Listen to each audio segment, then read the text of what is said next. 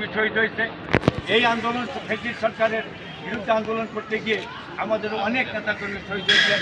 আমি সেই সমস্ত শহীদের প্রতি গভীর শ্রদ্ধা এবং শ্রদ্ধা নিবেদন করছি এবং যারা এখন আহত অবস্থায় আছে তাদের প্রতি আমার সহানুভূতি প্রকাশ করছি। উপস্থিত নেতৃবৃন্দ, জাতীয় বন্ধুরা, আমরা আজকে এখানে উপস্থিত হয়েছি শহীদ আবদুল্লাহ কবিরের দ্রুত মাগফিরাত কামনা করার জন্য এবং একটা আলোচনা সভার জন্য।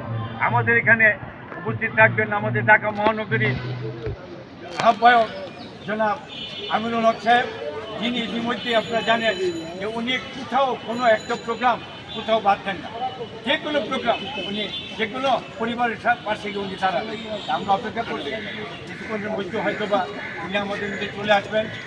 আমরা আমার ছোট ভাই শুক্র যে বলছে যে আবদুল্লাহ কবিরের যে শহীদ হয়েছে তার যে স্পিরিটটা সেটা আমাদের ভিতরে ধারণ করতে হবে।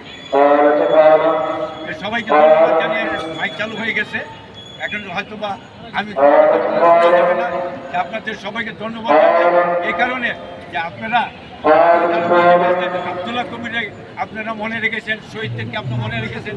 এই জন্য আমি আমার ব্যক্তিগত পক্ষ থেকে এবং আমাদের দলের পক্ষ থেকে আপনাদের সবাইকে ধন্যবাদ জানিয়ে আমি আমার সংক্ষিপ্ত বক্তব্য এখানে শেষ করছি। আল্লাহ হাফেজ। বাংলাদেশ জিন্দাবাদ, বাংলাদেশ জাতীয়তাবাদী দল জিন্দাবাদ।